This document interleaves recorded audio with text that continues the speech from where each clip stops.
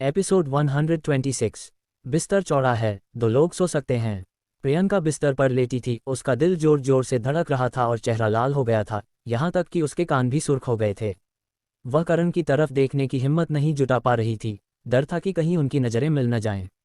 उसने दोनों हाथ अपने पेट पर रखे एक दूसरे के ऊपर और तनाव व घबराहट महसूस कर रही थी। करण हंसा। प्रियंका ने होंठ काटते हुए कहा, तुम हंस क्यों रहे हो? करण हंसते हुए बोला, तुम बहुत घबरा रही हो। प्रियंका को थोड़ी शर्मिंदगी महसूस हुई। तुमने मुझे लेटने को क्यों कहा? तुम क्या करने वाले हो? मैं कुछ नहीं करने वाला, बस तुम्हारे साथ जगह बदलना चाहता हूँ। जगह बदलना? प्रियंका ने पलकें झपकाईं, उसकी आंखें खाली खाली सी थीं, थोड़ा कंफ्यूज्ड। करण मुस्कुराया, एकदम से पलटा, प्रियंका के ऊपर से उछलकर फर्श पर उतरा और वहां बैठ गया। तुम बिस्तर पर सो, मैं फर्श पर। प्रियंका को अब जाकर बात समझ आई। क्या करण सचमुच सिर्फ जगह बदलना चाहता था? उसने तो न जाने कितनी शर्मनाक चीजें सोच ली थीं। तुमने अचानक जगह क्यों बदलनी चाहिए? क्या हमने ये तय नहीं किया था कि तुम बिस्तर पर सोओगे और मैं फर्श पर?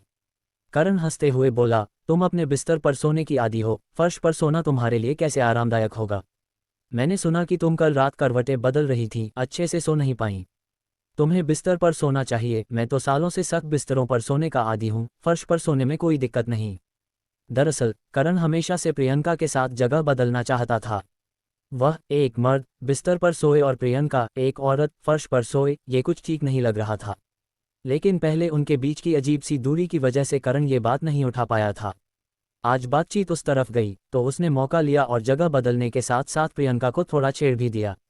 प्रियंका के दिल में एक गर्माहट सी महसूस हुई। उसने नहीं सोचा था कि करण इतना ख्याल रखने वाला और जेंटलमैन होगा। उसने तो अभी अभी उसे गलत समझ लिया था। प्रियंका को करण का बहुत आभार महसूस हुआ और साथ ही दोगुनी शर्मिंदगी भी। उसने खुद नकली शादी का प्रस्ताव रखा था, करण से एक्टिंग करने को कहा, जो पहले ही बहुत ज्यादा था। और अब करण को फर्श पर सुलाना तो और भी गलत लग रहा था। हिचकिचाते हुए प्रियंका ने आवेश में कह दिया, या फिर तुम भी बिस्तर पर सो सकते हो। करण थोड़ा चौंका, उसकी आंखों में हैरानी भरी थी। क्या उसने गलत सुना? क्या वो सचमुच उसे बिस्तर पर सोने दे रही थी? ये कहने के बाद प्रियंका का चेहरा, जो अभी थोड़ा शांत हुआ था, फिर से लाल हो गया। हे भगवान, उसने ये क्या कह दिया? करण को हैरानी से उसे घूरते देख प्रियंका ने जल्दी से सफाई देने की कोशिश की, फर्श पर सोना तो बिल्कुल भी आरामदायक नहीं है। तुमने पहले ही मेरी इतनी मदद करने को हाँ कह दी, तुम्हें इतना नुकसान उठाने देना ठीक नहीं। मैं तुम्हें फर्श पर कैसे सोने दूं? बिस्तर इतना चौड़ा है कि हम दोनों आराम से सो सकते हैं, बस अपनी अपनी रजाई ओढ़ लेंगे।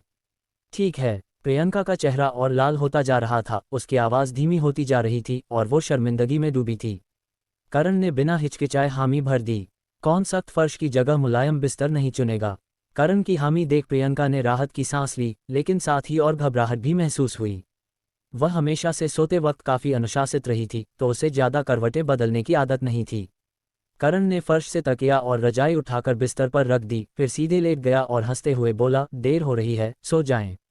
मैं लाइट बंद कर दूं? ठीक है। ठीक है। प्रियंका भी उस वक्त काफ़ी शर्मिंदा थी, तो उसने जल्दी से हामी भर दी। आखिरकार लाइट बंद करके अंधेरे में खुद को शांत करना आसान होगा। लाइट बंद हुई और कमरा अंधेरे में डूब गया। लेकिन प्रियंका को नींद ही नहीं आ रही थी, उसे पूरा एहसास था कि उसके बगल में एक मर्द सो रहा है। हालांकि बिस्तर चौड़ा था, लेकिन दो बड़े लोग एक साथ सो रहे हों तो नज़दीकी तो होगी ही। वह करण की सांसों की आवाज़ साफ सुन सकती थी। वह एक जेंटलमैन था, वह कुछ भी गलत नहीं करेगा। उसे बिस्तर पर सोने देना सिर्फ एक शिष्टाचार था, इसका कोई और मतलब नहीं था। प्रियंका खुद को तसल्ली देती रही, लेकिन उसका दिमाग भटकने से नहीं रुक रहा था। उसे नहीं पता कितनी देर तक वह ख्यालों में खोई रही, फिर आखिरकार उसे नींद आ गई। जब वह जागी, प्रियंका ने आंखें खोली और सबसे पहले अपने बगल वाले इंसान को देखा। वहां कोई नहीं था। करण पहले ही उठ चुका था और न जाने कब बेडरूम से चला गया था। प्रियंका ने राहत की सांस ली। ये अच्छा रहा। थोड़ा अलग अलग समय पर उठना सबसे अच्छा था, ताकि पति पत्नी की तरह एक साथ जागने की अजीब स्थिति से बचा जा सके, जहां दोनों एक दूसरे को घूरते हों। प्रियंका ने समय देखा और पाया कि सुबह के लगभग 10 बज चुके थे। कोई आश्चर्य नहीं कि वह इतने आराम से सोई थी। उसने इतने आराम से बहुत समय बाद नींद ली थी। तैयार होने के बाद प्रियंका नीचे गई और देखा कि करण सोफे पर बैठकर फ़ोन चला रहा था, जबकि टीवी पर एक ड्रामा सीरियल चल रहा था। तुम उठ गई, बर्तन में स्टीम्ड बन रखे हैं। 10 बज चुके थे, तो प्रियंका को स्वाभाविक रूप से बहुत भूख लगी थी। वह किचन में गई, एक प्लेट स्टीम्ड बन निकाले, एक डब्बा दूध लिया और डाइनिंग टेबल पर बैठ गई। तुम बाहर नहीं गए? करण हंसा, मैं शिमला में किसी को नहीं जानता और यहाँ मेरे कोई दोस्त भी नहीं हैं, तो कोई घूमने के लिए नहीं है। प्रियंका ने सोचा कि ये तो सच है और सुझाव दिया, तुम कुछ हॉबी ग्रुप्स ज्वाइन कर सकते हो, कुछ एक्टिविटीज़ में हिस्सा ले सकते हो और कुछ दोस्त बना सकते हो। धीरे धीरे तुम्हारा अपना सोशल सर्कल बन जाएगा। करण हंसते हुए बोला, और तुम्हारी हॉबीज़ क्या हैं? एक बन खाते हुए प्रियंका ने बेतकल्लुफ़ी से जवाब दिया, मैं आमतौर पर बहुत बिजी रहती हूँ। वीकेंड्स पर मैं ज़्यादातर जिम जाती हूँ, कभी कभी बॉलिंग करने जाती हूँ और किताबें पढ़ती हूँ। करण ने मुस्कुराते हुए कहा, ये तो बहुत हेल्दी लाइफस्टाइल है। प्रियंका ने थोड़ा हिचकिचाते हुए कहा, तुम्हारा आज कोई प्लान नहीं है ना? मेरे साथ डिनर पर क्यों नहीं चलते? साथ चलना? करण ने हैरानी से सिर थोड़ा तिरछा किया, कोई सोशल इवेंट? प्रियंका ने होंठ सिकुड़े, उसका चेहरा थोड़ा असहज था, कुछ ऐसा ही। वो मेरा यूनिवर्सिटी का क्लासमेट है, विशाखापट्टनम से है और वहाँ उसकी एक कंपनी है। वो शिमला में कुछ कोऑपरेशन की बात करने आया है और उसने मुझे डिनर के लिए बुलाया। मेजबान होने के नाते मैं मना नहीं कर पाए। करण को अचानक बात समझ आए और वो मुस्कुराया, कोई चाहने वाला? प्रियंका ने सिर हिलाया, हाँ, मैंने उससे कहा कि मेरी शादी हो चुकी है, लेकिन उसे यकीन नहीं हुआ। उसने तो ये भी कहा कि अगर मेरी सचमुच शादी हुई है तो वो मेरे और मेरे पति दोनों को डिनर के लिए बुलाएगा। मैं नहीं चाहती कि वो मुझे और तंग करे, इसलिए मैं उसकी उम्मीदों को पूरी तरह खत्म करना चाहती हूँ। करण हंसा, तो इस बार मैं ड्राइवर बनकर नहीं बल्कि पति बनकर जा रहा हूँ, सही है? प्रियंका का चेहरा थोड़ा अजीब हो गया। उसने ये बात बताने के बाद महसूस किया कि करण से ये एहसान मांगना शायद ठीक नहीं था। ये नामात्र का पति कोई फ़ायदा तो ले नहीं रहा था, फिर भी उसे उसके पति का रोल निभाना पड़ रहा था बिना कोई असली फ़ायदा लिए। कोई बात नहीं, मैं अपनी मैरिज सर्टिफिकेट ले जाऊंगी, वो शायद ये साबित करने के लिए काफ़ी होगा कि मेरी शादी हो चुकी है। करण हंसा, वो इतनी दूर से शिमला आया है तो ज़रूर बहुत ज़िद्दी चाहने वाला होगा। अगर तुम मैरिज सर्टिफिकेट भी दिखाओ तो शायद उसका ज़्यादा असर न हो। आखिरकार शादीशुदा होने का मतलब ये नहीं कि तुम तलाक नहीं ले सकती। मेरे पास वैसे भी कोई काम नहीं है, मैं तुम्हारे साथ चलूंगा। प्रियंका ने करण की दिलखोल मुस्कान को देखा, उसकी आंखों में थोड़ा संदेह था, तुम नाराज नहीं हो?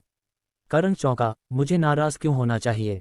प्रियंका ने खुलकर जवाब दिया, हम असली पति पत्नी नहीं हैं, लेकिन मैं चाहती हूँ कि तुम मेरा साथ दो और मेरी रक्षा करो बिना तुम्हें कोई असली फायदा दिए। करण हंसा, मैंने तो सोचा कोई बड़ी बात है। भले ही हम असली पति पत्नी नहीं हैं, लेकिन दोस्त तो माने जा सकते हैं। एक दूसरे की मदद करने में कोई बुराई नहीं है। वैसे भी अब मैं तुम्हारी मदद कर रहा हूँ, ये तो उस एहसान का बदला है जो तुमने पहले मेरे लिए किया था। तुम्हें शर्मिंदगी महसूस करने की ज़रूरत नहीं है। एहसान का बदला? कोई आश्चर्य नहीं कि करण हमेशा इतना शांत रवैया रखता था, यहाँ तक कि जब वो उससे कई तरह की मांगें करती थी तब भी वो मान जाता था। तो ये सब इसलिए था कि वो उसका एहसान चुकाने की सोच के साथ उससे डील कर रहा था। प्रियंका का मूड थोड़ा अजीब हो गया, जैसे सब कुछ ठीक था फिर भी उसे एक अजीब सी हताशा महसूस हुई। ठीक है, शुक्रिया, करण ने मजाक किया, मुझे तो शानदार खाना खाने को मिलेगा। ये तो कमाल है। प्रियंका ने करण की टी शर्ट पर नज़र डाली और थोड़ा सोचने के बाद बोली, हमारे पास अभी समय है, चलो मॉल में शॉपिंग कर लें। करण को तुरंत समझ आ गया। चूंकि उसे प्रियंका के पति के रूप में पेश होना था, सस्ती टी शर्ट पहनना शायद ठीक नहीं होगा। उसका फिर से मजाक उड़ सकता था। ठीक है, मैं कुछ अच्छे कपड़े खरीद लूंगा ताकि अपनी सूरत सुधार सकूं। नाश्ता करने के बाद प्रियंका और करण कार से मॉल गए। मॉल में घुसते ही करण एक चलता फिरता कपड़े का हैंगर बन गया, बार बार प्रियंका के चुने हुए कपड़े बदलता रहा। सेल्स असिस्टेंट सूक्ष्म भावों के साथ देख रहे थे। करण और प्रियंका दोनों ही अच्छे दिखने वाले थे, लेकिन करण का पूरा गेटअप 1000 रुपये से कम का था, जबकि प्रियंका सिर से पांव तक डिजाइनर कपड़ों में थी, जो उसकी शान और रईसी को दर्शा रहा था। एक गरीब लड़का जो एक अमीर औरत के साथ ऊंचा मुकाम हासिल कर लेता है और जिंदगी की चोटी पर पहुंच जाता है, वो जरूर एक गिगोलो होगा जिसे एक अमीर औरत ने पाल रखा है। शॉपिंग करते करते करण ने अपना पूरा गेटअप बदल लिया। कपड़े इंसान को बनाते हैं और घोड़े को जीन। नए कपड़ों में करण एक गरीब लड़के से एक शानदार जेंटलमैन में बदल गया। उसका बेफिक्र और कैजुअल अंदाज उसकी मर्दानगी में एक बेरोक-टोक आकर्षण जोड़ रहा था। कितना हैंडसम! प्रियंका की आंखें प्रशंसा से चमक उठीं। वह चुपके से करण की तारीफ कर रही थी कि वह कितना अच्छा दिखता है और उसका टेम्परामेंट कितना शानदार है। वह सचमुच एक मेल गॉड जैसा लग रहा था।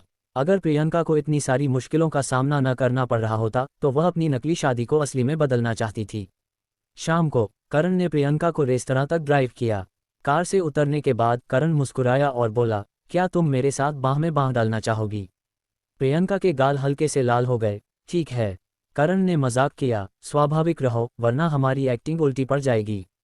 प्रियंका ने सिर हिलाया, जैसे अपनी अजीब सी हरकत को समझाने के लिए। मैंने पहले कभी किसी की बाह में बाह नहीं डाली, तो मुझे कोई अनुभव नहीं है। करण ने मुस्कुराकर उसे तसल्ली दी, इसे बस मर्द और औरत के बीच का शिष्टाचार समझो। सभी अवार्ड सेरेमनीज में देखो, महिला मेहमान हमेशा पुरुष मेहमानों की बाह में बाह डालती हैं। करण के शब्दों से प्रियंका की घबराहट काफी हद तक कम हो गई, और करण के साथ बाह में बाह डालने की हरकत अचानक बहुत स्वाभाविक और सहज हो गई।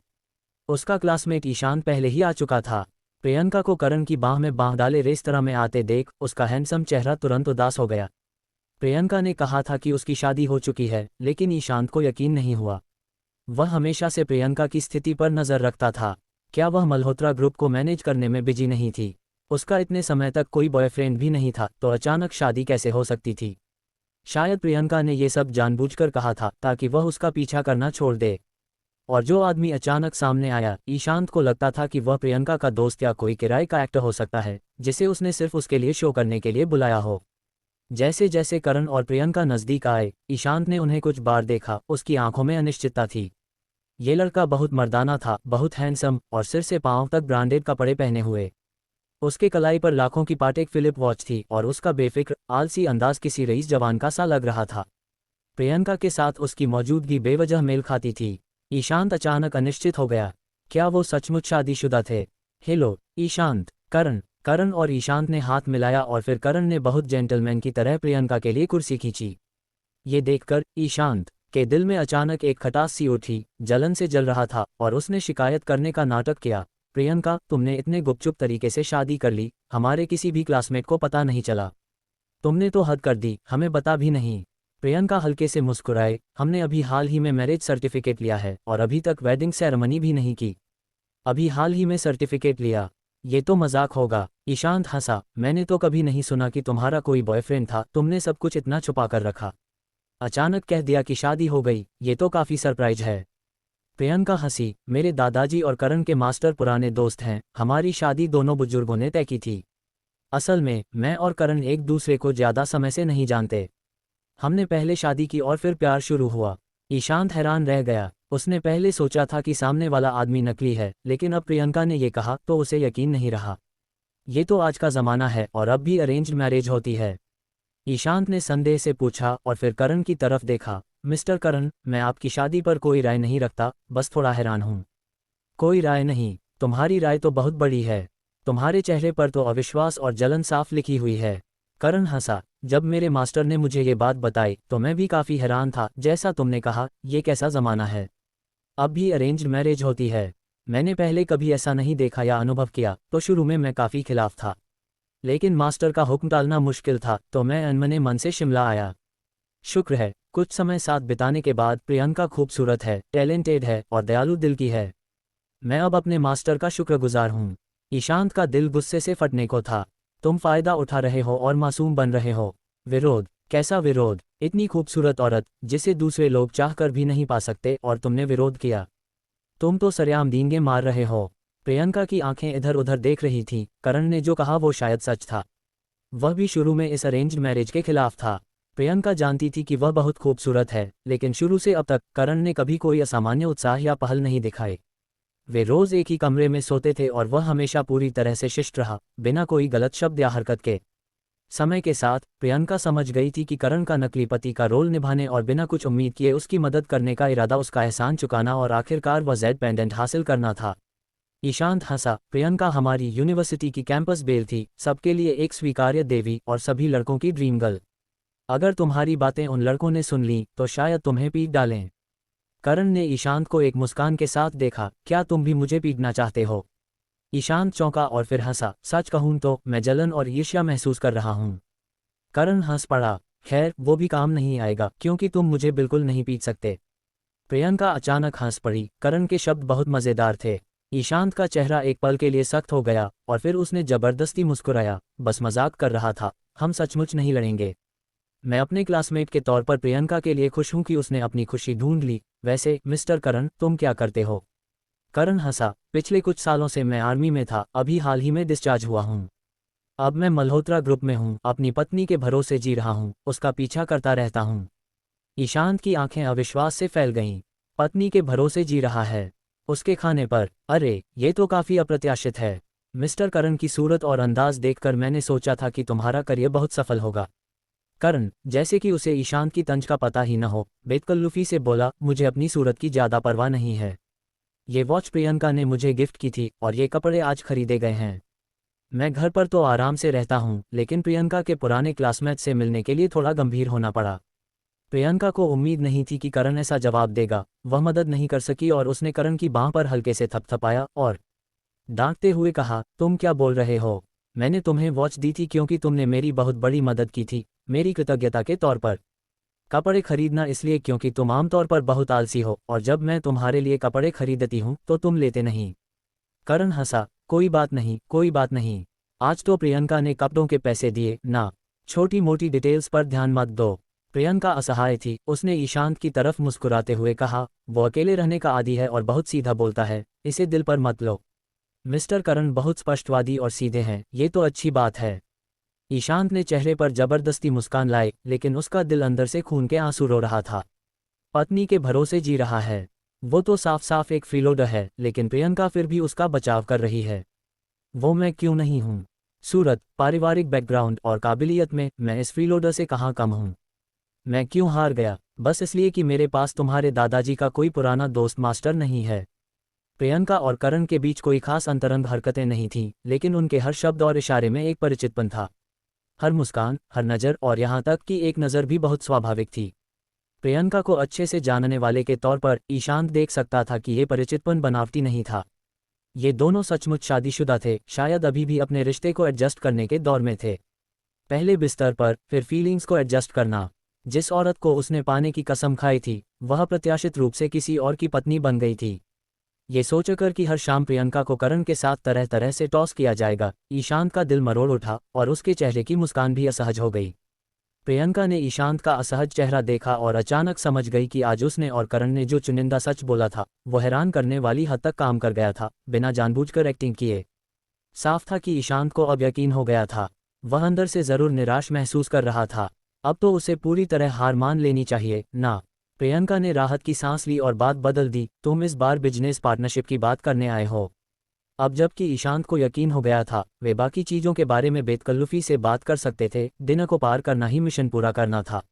ईशांत प्रियंका और करण की शादी के बारे में ज़्यादा बात नहीं करना चाहता था, जितना जानता उतना ही दुखी होता। खासकर करण, एक सॉफ्ट कुकर मैन को बेशर्मी से बोलते हुए सुनना और प्रियंका का उसका बचाव करना, ईशांत को जलन से जलने पर मजबूर कर रहा था। मेरी कंपनी कम्युनिकेशंस इंडस्ट्री में काम करती है और इस बार मैं शिमला में लाइटनिंग ग्रुप के साथ बिजनेस डील की बात करने आया हूँ। ईशांत ने समझाया, लाइटनिंग ग्रुप ने शिमला के पूरे कम्युनिकेशंस बिजनेस पर कब्जा कर रखा है और ये इंडस्ट्री में नंबर 1 है। अगर डील हो गई तो मेरी कंपनी के प्रोडक्ट्स पूरे शिमला में एंटर कर पाएंगे। बातचीत लगभग पक्की हो चुकी है। प्रियंका मुस्कुराई, ये तो बड़ा बिजनेस है। ईशांत हंसा, इतना बड़ा भी नहीं है। हमारा परिवार कम्युनिकेशंस बिजनेस से शुरू हुआ था और अब हम देश के टॉप 3 दिग्गजों में से एक हैं। मैं भी अपने परिवार की वजह से इस बिजनेस में आया। उनके लिए चीज़ें आसान हो जाती हैं और इक्विपमेंट बिजनेस सीधा सादा है। देश के टॉप 3 दिग्गजों में से एक। करण थोड़ा हैरान हुआ, इस ईशांत का बैकग्राउंड काफ़ी बड़ा था। प्रियंका का चेहरा शांत रहा, उसे पहले से ही इस बारे में पता था। भले ही तुम अपने परिवार के बैकग्राउंड का फ़ायदा उठा रहे हो, लेकिन इतना बड़ा बिजनेस बढ़ाना काफ़ी काबिले तारीफ है। ईशांत ने विनम्रता से जवाब दिया, ये कोई बड़ी बात नहीं है। ग्रेजुएशन के बाद कुछ सालों में मैंने बिजनेस शुरू किया। कंपनी की कुल संपत्ति 3,000 करोड़ से ज़्यादा नहीं है। मैं अभी भी तुमसे कम हूँ, इतनी बड़ी कंपनी मैनेज करना काबिले तारीफ है। 3,000 करोड़, लो की दिखावा। करण मुस्कुराया लेकिन बातचीत में शामिल नहीं हुआ। उसका मिशन था ईशांत को प्रियंका की शादीशुदा स्थिति के बारे में बताना। ईशांत का परिवार कितना अच्छा कर रहा था या वो खुद के बारे में कैसे डींगे मार रहा था, ये मुद्दा नहीं था। जब वो डींगे मार रहा था, ईशांत शायद अंदर से खून के आंसू रो रहा था। आखिरकार करण, जिसे वह सॉफ्ट कुकर मैन समझता था, ने उसकी ड्रीम गर्ल से शादी कर ली थी।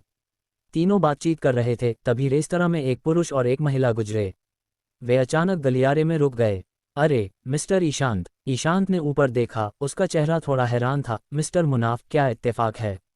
वह आदमी और उसकी साथी पास आए, मुस्कुराते हुए। मैं यहाँ एक दोस्त के साथ डिनर के लिए आया था, नहीं सोचा था कि तुमसे टकराऊंगा मिस्टर ईशांत। अगर पहले पता होता तो मैं सबके लिए डिनर अरेंज करता। ईशांत मुस्कुराया, इतना औपचारिक होने की जरूरत नहीं मिस्टर मुनाफ। मैं बस अपने क्लासमेट्स के साथ डिनर कर रहा हूँ। आदमी ने कहा, तुम्हारे शिमला में क्लासमेट्स हैं? ईशांत ने मुस्कुराते हुए परिचय दिया, प्रियंका, मेरी यूनिवर्सिटी की क्लासमेट, मल्होत्रा ग्रुप की मौजूदा सीईओ। शायद तुमने भी उनके बारे में सुना होगा। आदमी की आंखों में एक पल के लिए हैरानी झलकी, लेकिन वह जल्दी ही सामान्य हो गया, मुस्कुराते हुए, बिल्कुल, मल्होत्रा ग्रुप की खूबसूरत महिला सीईओ। नहीं सोचा था कि वो तुम्हारी यूनिवर्सिटी की क्लासमेट निकलेगी, मिस्टर ईशांत। ये तो छोटी दुनिया है। ईशांत ने आगे कहा, ये मुनाफ हैं, लाइटनिंग ग्रुप के डिप्टी जनरल मैनेजर।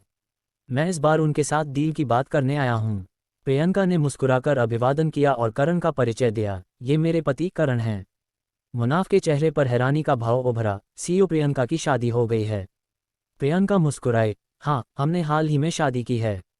मुनाफ की हैरान करने वाली अभिव्यक्ति गायब हो गई और उनके चेहरे पर मुस्कान आ गई। बधाई हो, बधाई हो। आप दोनों बहुत अच्छी जोड़ी बनाते हैं। कुछ औपचारिक बातें करने के बाद मुनाफ चले गए। रेस्तरां से बाहर निकलते हुए मुनाफ ने अपनी साथी महिला से कार लाने को कहा और खुद ने फ़ोन निकालकर एक नंबर डायल किया। बड़े भाई, मैं अभी प्रियंका और ईशांत को डिनर करते हुए मिला। प्रियंका ईशांत की यूनिवर्सिटी क्लासमेट है और लगता है कि ईशांत को उनके लिए फीलिंग्स हैं। लेकिन प्रियंका के साथ एक और आदमी था जिसे उन्होंने अपने पति करण के रूप में पेश किया। प्रियंका की शादी हो गई है। जानकारी में इसका जिक्र नहीं था। उनके पति का बैकग्राउंड क्या है? मुनाफ ने सिर हिलाया, मैंने पूछने की हिम्मत नहीं की, लेकिन मुझे लगता है कि हम ईशांत से पूछ सकते हैं। फ़ोन के दूसरी तरफ कुछ सेकंड की खामोशी के बाद वह आदमी बोला, ईशांत को फ़ोन करो और पूछो। अगर पति का कोई बड़ा बैकग्राउंड नहीं है तो तुम नज़र रखो और मैं कुछ लोगों को भेजूंगा। बाद में हम एक साथ कार्रवाई करेंगे और दोनों को एक साथ किडनैप कर लेंगे। आज की मेहमाननवाजी के लिए शुक्रिया, मैं यहाँ कुछ और दिन रहूँगा। अगली बार मेरी बारी है, पुरानी क्लास में तुम्हें ज़रूर आना होगा। ज़रूर, बाद में मिलते हैं। ईशांत से औपचारिक रूप से अलविदा कहने के बाद प्रियंका करण के साथ कार में बैठ गई। उसी समय थोड़ी दूरी पर मुनाफ एक कार में बैठा था, सिगरेट पीते हुए फ़ोन डायल कर रहा था। वे बाहर आ गए हैं, होटल के प्रवेश द्वार पर BMW X5। समझ गया, मैंने उन्हें देख लिया। मेरे ऊपर छोड़ दो अंकल मुनाफ, तुम्हें चिंता करने की ज़रूरत नहीं है। मुनाफ ने निर्देश दिया, जब काम हो जाए मुझे फ़ोन करना। ठीक है। मुनाफ ने फ़ोन काट दिया, सिगरेट का टुकड़ा खिड़की से बाहर फेंका और कार स्टार्ट करके चला गया। एक बिना बैकग्राउंड वाले मर्द और एक बैकग्राउंड वाली लेकिन बिना ताकत वाली औरत से निपटना कितना मुश्किल हो सकता था। पहले प्रियंका की जान को धमकाकर उसे कम दाम में अपने शेयर बेचने के लिए मजबूर करना, फिर कुछ आदमियों को बुलाकर उसके साथ बारी बारी से वीडियो रिकॉर्ड करना, बस इतना ही तो था। एक औपचारिक शेयर खरीद कॉन्ट्रैक्ट, बैंक ट्रांसफ़र रिकॉर्ड्स और वीडियो के साथ धमकी के तौर पर प्रियंका क्या कर सकती थी? इतनी छोटी सी बात और इससे विशाखापट्टनम मल्होत्रा परिवार का फेवर मिल सकता था। ये तो खून की कमाई थी। अगर वह अब एक मशहूर शख्सियत न होता जिसे अपनी प्रतिष्ठा और इज्जत का ख्याल रखना पड़ता, तो वह खुद प्रियंका जैसी खूबसूरत औरत के साथ वीडियो में मेल लीड बनना चाहता। थोड़ी दूरी पर एक और कार चुपके से करण की BMW X5 के पीछे लगी थी। तुम्हारा क्लासमेट काफ़ी बड़ा बैकग्राउंड रखता है, कम्युनिकेशंस के टॉप 3 दिग्गजों में से एक। उसने तुम्हारा पीछा नहीं किया था। प्रियंका ने करण को एक नज़र दी, उसके परिवार के पास पैसा और ताकत है, लेकिन सिर्फ इसलिए कि वो मेरा पीछा करता है, मुझे उसकी बात माननी पड़ेगी।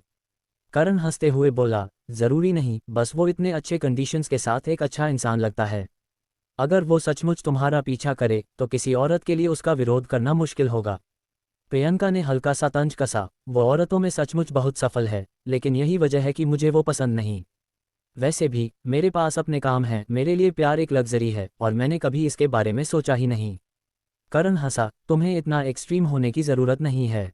तुम जो करना चाहती हो वो प्यार के साथ टकराता नहीं है। एक और इंसान तुम्हारे साथ हो तो तुम इतनी अकेली नहीं होगी, और जब तुम थक जाओ तो तुम्हें एक कंधा मिलेगा जिस पर तुम सिर रख सको। प्रियंका ने होंठ सिकुड़े, मैं अपने मामलों में दूसरों को नहीं उलझाना चाहती। करण रुका, उसकी आंखों में अचानक समझदारी झलकी, तो तुम प्यार करने या शादी करने को तैयार नहीं हो, यहाँ तक कि दादाजी की ख्वाहिश पूरी करने के लिए भी तुम सिर्फ नकली शादी करोगी। ये सब इसलिए क्योंकि तुम जानती हो कि मल्होत्रा परिवार से निपटना मुश्किल है और तुम दूसरों को इसमें नहीं घसीटना चाहती। प्रियंका ने सिर हिलाया, हाँ, तुमने हमेशा मेरी मदद की है, लेकिन अगर तुम्हें कोई खतरा हो या कुछ ऐसा हो जो तुम्हारी ताकत से बाहर हो तो बस मुझे छोड़ देना। करण ने पलकें झपकाईं, मैं अब तुम्हारा पति हूँ, कानूनी तौर पर। मैं तुम्हारे साथ खतरों का सामना कर सकता हूँ। प्रियंका का दिल अचानक तेजी से धड़कने लगा। क्या ये करण का इजहार था? क्या उसका मतलब ये था कि अगर वह उसे सचमुच अपना पति माने तो वह उसके साथ हर मुश्किल में साथ देगा, खतरे से बेपरवाह? प्रियंका ने गहरी सांस ली, अपने दिल की हल्की सी उथल पुथल को शांत करते हुए। वाकई करण बहुत काबिल है और उसके किरदार को देखते हुए अगर वह उसके प्रति सच्ची हो तो वह निश्चित रूप से उसके प्रति सच्चा रहेगा। चाहे आगे का रास्ता कितना भी खतरनाक हो वह उसके साथ रहेगा, यहाँ तक कि अगर उसे आग के गड्ढे में कूदना पड़े तो भी वह बिना हिचकिचाए कूद जाएगा। प्रियंका ने शांत होकर जवाब दिया, मुझे माफ़ करना, मैं अभी प्यार के मूड में नहीं हूँ। तुम एक अच्छे इंसान हो लेकिन मेरे पास तुम्हारे लिए कोई फीलिंग्स नहीं हैं। ये कहने के बाद प्रियंका ने चेहरा दूसरी तरफ कर लिया, करण की आंखों में देखने की हिम्मत नहीं जुटा पाए। मुझे माफ़ करना, तुम एक अच्छे इंसान हो लेकिन मैं तुम्हें इसमें नहीं घसीटना चाहती। मैं इतनी स्वार्थी नहीं हो सकती, ये जानते हुए कि आगे खतरे हैं मैं तुम्हें इसमें नहीं उलझा सकती। अगर तुम मुझसे नाराज़ होना चाहते हो तो हो जाओ, यहाँ तक कि अगर तुम मुझसे नफरत करो तो भी ठीक है। करण नाराज़ नहीं हुआ, उसने सिर्फ सिर हिलाया और हंसा, मैंने कभी नहीं सोचा था कि मुझे भी एक दिन फ्रेंड जोन कर दिया जाएगा। प्रियंका ने करण की हंसी सुनी और हैरानी से उसकी तरफ मुड़ी, तुम नाराज़ नहीं हो? करण हंसा, ये सब तो बिजनेस है, नाराज़ होने की क्या वजह है? बिजनेस? प्रियंका की उदासी करण के शब्दों से धुल गई, वह एक पल के लिए अवाक रह गई। उसने शुरू में इसे एक लेन देन के रूप में देखा था, इसे बिजनेस डील कहना भी ज़्यादा गलत नहीं लगता। वे बात कर रहे थे तभी पीछे से एक वैन तेजी से आई और करण की कार के सामने आकर रुक गई। जैसे ही करण ने कार को रिवर्स करने की कोशिश की, वैन के पैसेंजर साइड से एक छोटी बैरल वाली शॉटगन निकली, हिलना मत वरना गोली मार दूंगा। करण ने रिवर्स करना बंद कर दिया, इतने करीब से कार की स्पीड शॉटगन की गोली से मुकाबला नहीं कर सकती थी।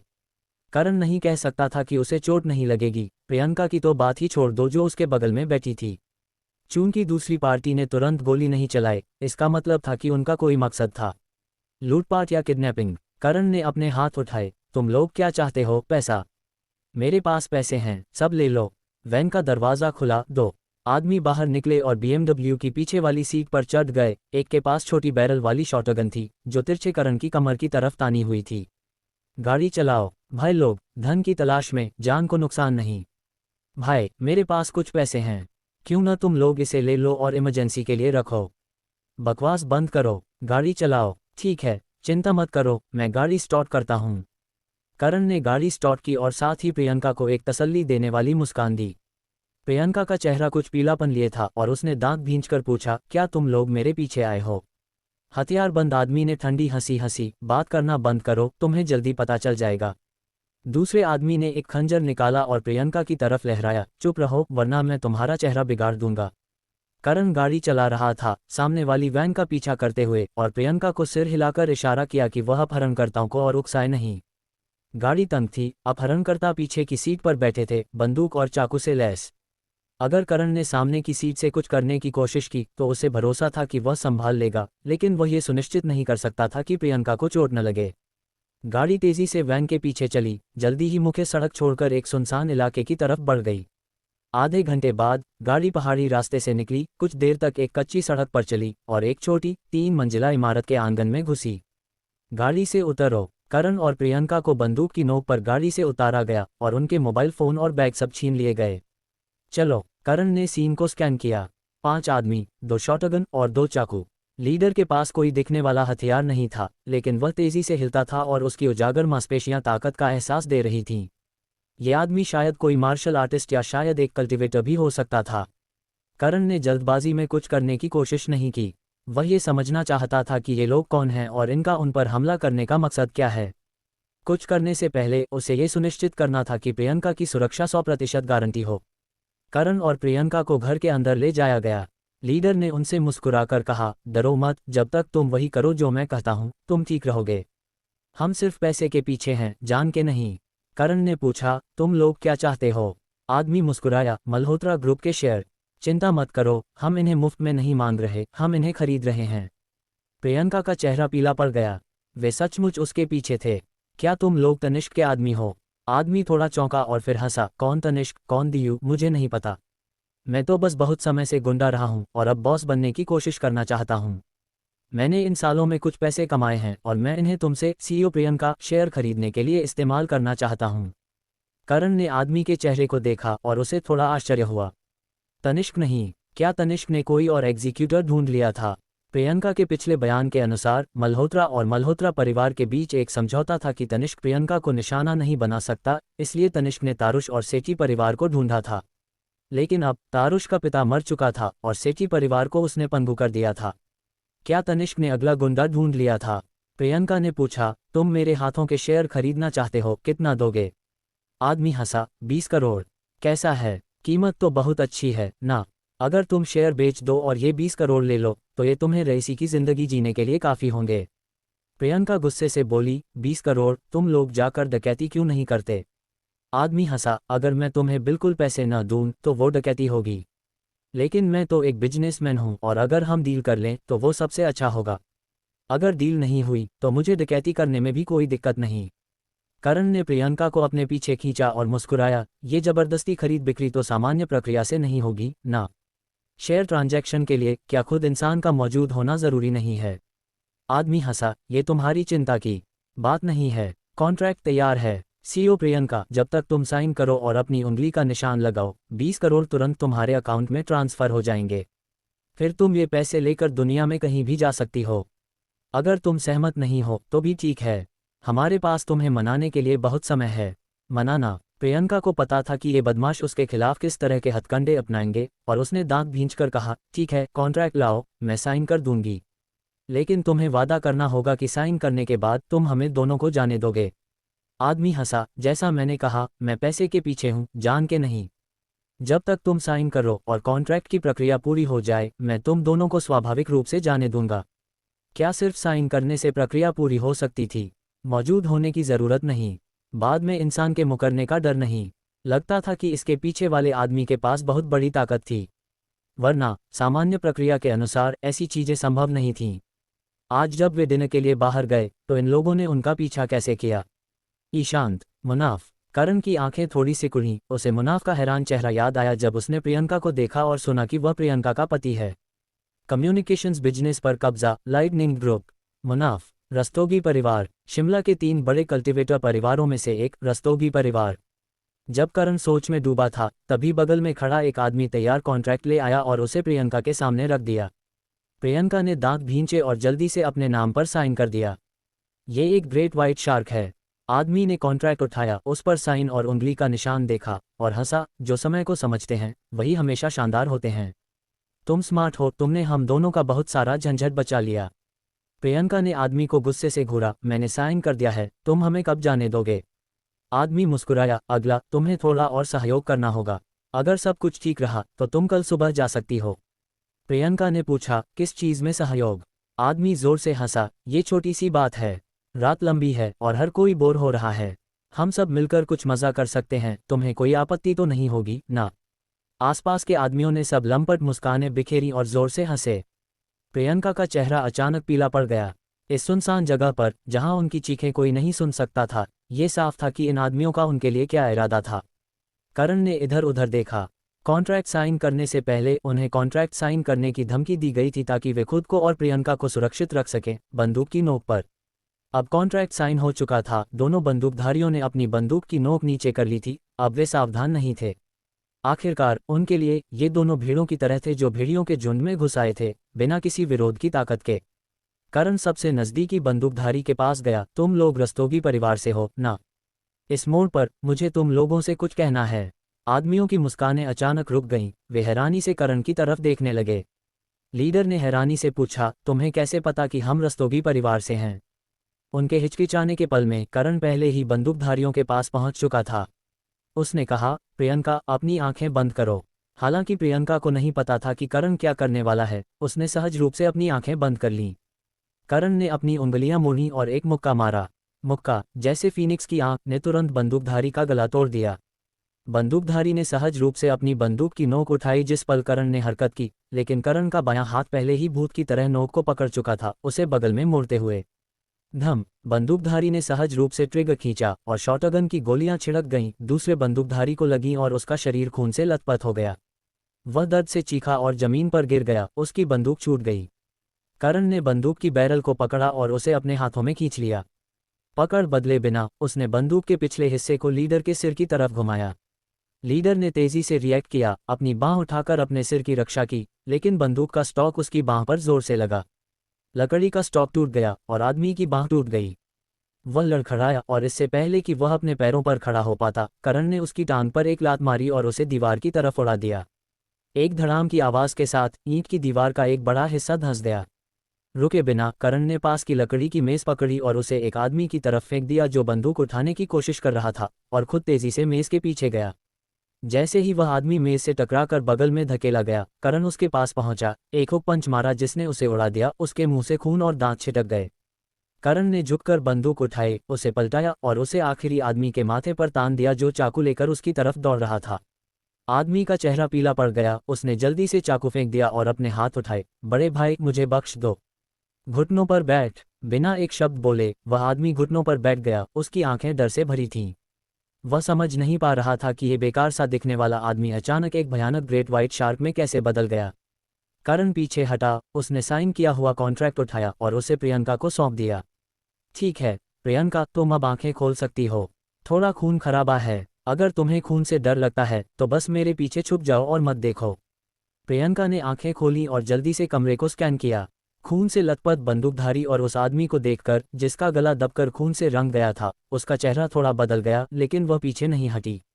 प्रियंका ने जल्दी से करण को देखा, उसे ऊपर से नीचे तक जांचा। तुम्हें चोट तो नहीं लगी?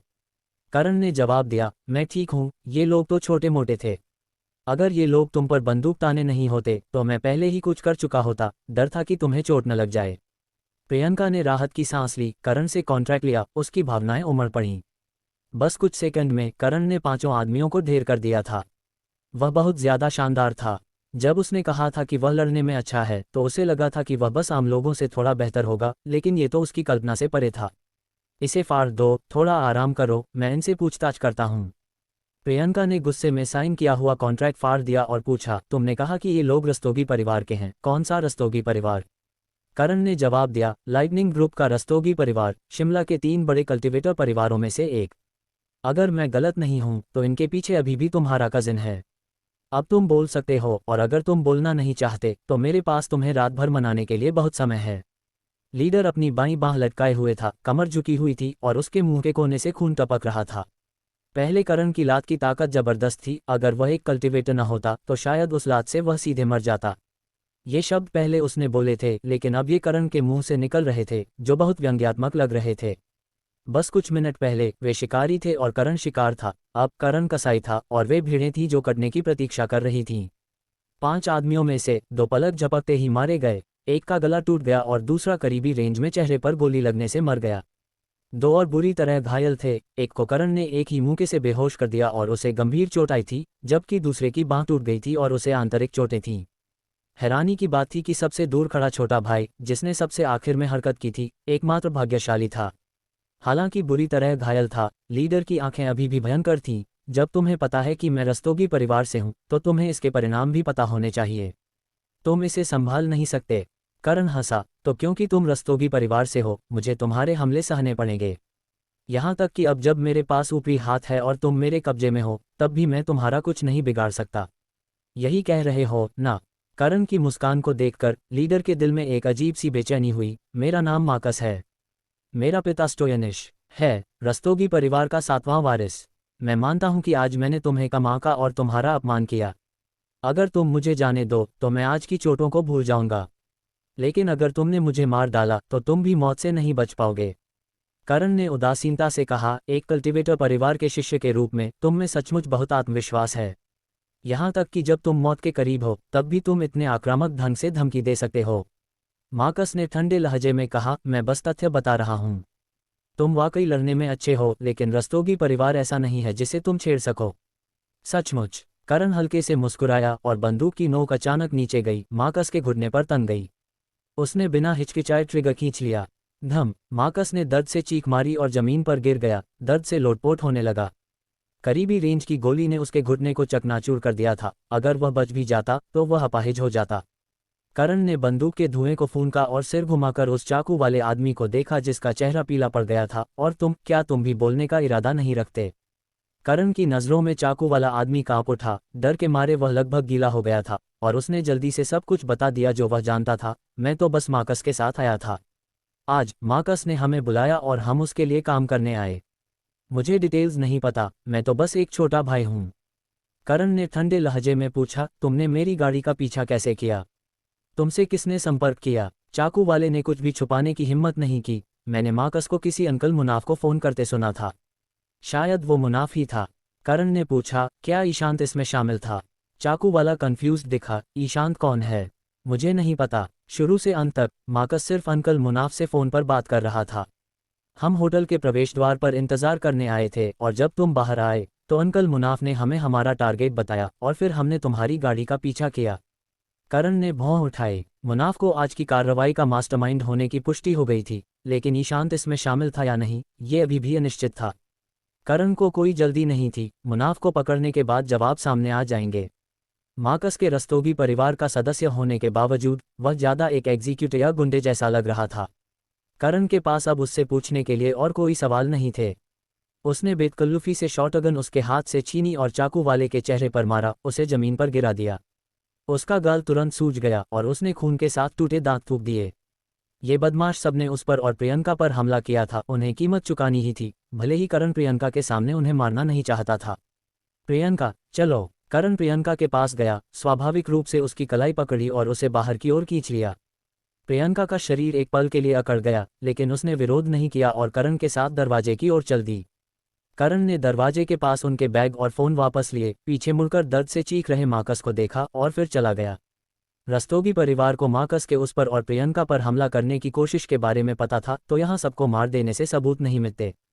इसे ध्यान में रखते हुए करण ने उन्हें मारने का फैसला नहीं किया ताकि प्रियंका डर न जाए। आखिरकार हर औरत में शनाया जैसी मजबूत नसें और हिम्मत नहीं होती। किसी भी हाल में मार्कस को पहले ही सबक सिखाया जा चुका था और सजा दी जा चुकी थी। कार में बैठने के बाद प्रियंका ने चिंतित होकर पूछा, वो 2 लोग मर गए ना? कोई दिक्कत तो नहीं होगी? करण ने उसे तसल्ली दी, ये आत्मरक्षा थी तो कोई समस्या नहीं होगी। वैसे भी वे अपहरणकर्ता थे, वे पुलिस में रिपोर्ट करने की हिम्मत तो नहीं करेंगे ना? प्रियंका ने हिचकिचाते हुए और दांत भींचकर कहा, लेकिन रस्तोगी परिवार बहुत ताकतवर नहीं है। वे ज़रूर तुमसे बदला लेंगे। अगर मैं अपनी कंपनी के शेयर बेच दूं और हम दोनों शिमला छोड़कर साथ में चले जाएं। शेयर बेच दो? करण हैरान होकर मुड़ा, तुम अपने पिता की छोड़ी हुई पारिवारिक कंपनी को बचाने के लिए इतनी मेहनत कर रही थी, लेकिन अब अचानक इसे बेचना चाहती हो? क्या तुम इसे छोड़ सकती हो? प्रियंका ने आह भरी, मुझे अभी कुछ समझ आया। मेरा जिद्दीपन गलत नहीं था, लेकिन अगर मैं ऐसे ही चलती रही तो मुझे और भी बड़े हमलों का सामना करना पड़ेगा। इससे न सिर्फ मुझे नुकसान होगा, बल्कि मेरे आसपास के लोग भी प्रभावित होंगे। प्रियंका की आंखों में डर झलका, अगर आज तुम इतने काबिल न होते तो मैं अपने शेयर सस्ते में बेच देती, खुद मुसीबत में पड़ जाती और तुम्हें भी फंसा देती। ऐसा दूसरी बार हो चुका है। अगर मैं ऐसे ही चलती रही तो तीसरी चौथी बार भी होगा। करण 2 सेकंड के लिए चुप रहा, फिर अचानक हंसा, अगर तुमने सचमुच सोच लिया है तो शेयर बेचकर इस दुनिया से बाहर निकलना अच्छा रहेगा। तुम्हारे माता पिता के लिए सबसे जरूरी ये नहीं कि तुम खतरे में पड़कर उनके लिए इंसाफ मांगो, बल्कि ये कि तुम सुरक्षित और खुशहाल जिंदगी जियो। प्रियंका ने सिर हिलाया और कुछ देर खिड़की के बाहर देखती रही, जैसे खो गई हो। जब गाड़ी अंधेरे से निकलकर शहर की रोशनी में आई तो स्ट्रीट लाइट की रोशनी उसके चेहरे पर पड़ी, जो कभी धीमी तो कभी तेज चमक रही थी। चूंकि मल्होत्रा परिवार मेरे शेयर चाहता है, मैं उन्हें ही बेच दूंगी। करण थोड़ा हैरान हुआ, क्या तुम उन्हें नफरत नहीं करती? फिर भी उन्हें बेचोगी? प्रियंका ने कहा, मल्होत्रा ग्रुप बेचकर शिमला छोड़ना ये मतलब नहीं कि मैं अपने माता पिता की नफरत को भूल रही हूँ। मैं बस उनकी पहुंच से दूर एक नई शुरुआत कर रही हूँ। आगे जाकर अगर मौका मिला तो मैं वापस आऊंगी, जो मेरा था उसे फिर से हासिल करूंगी और मल्होत्रा ग्रुप वापस लूंगी। करण को तुरंत प्रियंका की सोच समझ आ गई। वह मल्होत्रा ग्रुप को उस परिवार को बेच देगी जिससे उसे नफरत है और खुद को आगे बढ़ने के लिए प्रेरित करेगी। अगर वह भविष्य में मल्होत्रा परिवार को हरा सकी तो जो उसका था वह वापस मिल जाएगा, है ना? करण ने उसे नहीं रोका। प्रियंका के लिए यह एक अच्छी रणनीति थी। आखिरकार शिमला में वह पूरी तरह से विशाखापट्टनम मल्होत्रा परिवार के प्रभाव में थी। उसके लिए वहां कुछ हासिल करना मुश्किल था। ठीक है, अगर तुम्हें किसी मदद की जरूरत हो तो बस कह देना। प्रियंका ने सिर हिलाया, मैं अधिग्रहण के बारे में सीधे तनिष्क से बात करूंगी। अगर उसे शेयर चाहिए तो उसे असली पैसे देने होंगे। ठीक है। चूंकि प्रियंका का ये प्लान था, करण ने अभी के लिए रस्तोगी परिवार और तनिष्क को परेशान नहीं किया और डरी हुई प्रियंका को घर ले गया। घर पहुंचने पर प्रियंका ने पहले नहाया ताकि दिन का तनाव कम हो सके। करण के बाद में नहाने के बाद प्रियंका एक डिब्बा लेकर आए और उसे करण को सौंप दिया। ये लो। करण की नज़र प्रियंका के हाथ में पड़े उस पुराने दिखने वाले चंदन के डिब्बे पर गई। ये क्या है? एक जेड पेंडेंट। प्रियंका ने डिब्बा करण के हाथ में थमा दिया। मैं इसे तुम्हें देर सबेर देना ही चाहती थी, तो अब देर करने की क्या जरूरत? लो, और अपनी जांच जल्दी शुरू कर सकते हो। चूंकि प्रियंका ने इसे लाया था, करण ने हिचकिचाहट नहीं दिखाई और सिर हिलाया। ठीक है, मैं इसे अभी ले लेता हूँ। मैं हमारा वादा निभाऊंगा। प्रियंका ने होंठ सिकुड़े। तुमने मेरी जान 2 बार बचा ली। चाहे कितना भी बड़ा एहसान हो, वह चुक गया। अब तुम हम पर कुछ नहीं बकाया और तुम जब चाहो जा सकते हो। करण मुस्कुराया। जब तक मेरी पृष्ठभूमि की जांच में कुछ सुराग या नतीजे नहीं मिलते, मेरे पास वैसे भी कहीं जाने की जगह नहीं है। प्रियंका की आंखों में हल्की चमक आए और उसने चुपके से राहत की सांस ली। तो तुम अभी के लिए रुक सकते हो। ये तो छोड़ो कि हमारी शादी हो चुकी है, मेरे दादाजी और तुम्हारे मास्टर की दोस्ती के लिए भी ये जगह तुम्हारा घर है। करण हल्के से हंसा। ठीक है। प्रियंका की नज़र डिब्बे पर गई। क्या तुम इसे खोलकर नहीं देखोगे? करण का चेहरा कुछ जटिल हो गया। उसे यकीन था कि डिब्बा खोलने से उसकी जिंदगी फिर से बदल सकती थी। करण को अपनी पृष्ठभूमि की जांच करने की ज़्यादा जल्दी नहीं थी। उसे डर था कि नतीजा शायद कोई दुखद कहानी हो। आखिर कौन से सामान्य माता पिता अपने बच्चे को छोड़ देंगे? लेकिन चूंकि जेड पेंडेंट उसके हाथ में था, तो जांच कर ही लेना चाहिए। वैसे भी एक वयस्क के रूप में ऐसा कुछ नहीं था जो वह सहन न कर सके। डिब्बा खोला गया और अंदर नीले मखमली कपड़े पर एक अनोखे आकार का जेड पेंडेंट शांति से रखा था। करण ने जेड पेंडेंट निकाला। उसकी आंखों में हल्की हैरानी थी। हालांकि उसे जेड के बारे में ज़्यादा जानकारी नहीं थी, फिर भी वह एक नज़र में बता सकता था कि ये कोई साधारण चीज़ नहीं थी। ये क्रिस्टल की तरह साफ, गर्म और चिकना था। हाथ में पकड़ने पर हल्की ठंडक महसूस होती थी। जेड एक गोल, चपटा टुकड़ा था जिस पर एक प्राचीन दिखने वाला अक्षर के आ था। यह अक्षर सामान्य नहीं था, बल्कि कुछ हद तक प्राचीन मुहरलिपि जैसा था। बहरहाल करण इसे पहचान नहीं सका। करण ने इसे बार बार देखा। क्या ये कोई अक्षर है? प्रियंका ने सिर हिलाया। होना चाहिए, लेकिन मैं इसे नहीं पहचानती। मैंने ऑनलाइन खोजा, लेकिन कुछ नहीं मिला। लगता है हमें किसी लेखन विशेषज्ञ को ढूंढना होगा। करण ने सिर हिलाया। हम बाद में पता करेंगे कि कोई लेखन विशेषज्ञ है या नहीं। शायद ये जटिल और अनोखा अक्षर मेरी पृष्ठभूमि को खोलने की चाबी हो। जेड की उच्च गुणवत्ता और अनोखे आकार को देखकर मुझे अचानक लग रहा है कि मेरी पृष्ठभूमि शायद कोई साधारण नहीं है। मुनाफ बिस्तर पर लेटा हुआ था और मार्कस का फोन आया। हो गया, मार्कस हौंकते हुए बोला। कुछ गड़बड़ हो गई। प्रियंका के साथ वाला आदमी कोई मास्टर है। कुछ सेकंड में ही हम 5 को खत्म कर दिया। 2 मर गए और उसने मेरे घुटने को गोली मार दी। मेरा पैर शायद अब खत्म हो गया। मुनाफ का आलसी चेहरा अचानक सख्त हो गया और वह सीधा बैठ गया। अब क्या स्थिति है? उसने हमारी पहचान का अंदाजा लगा लिया। दबाव में मैंने भी अपनी पहचान बता दी। जब उसे पता चला कि तुम भी शामिल हो, तो वह प्रियंका को लेकर चला गया। हम अब अस्पताल जा रहे हैं।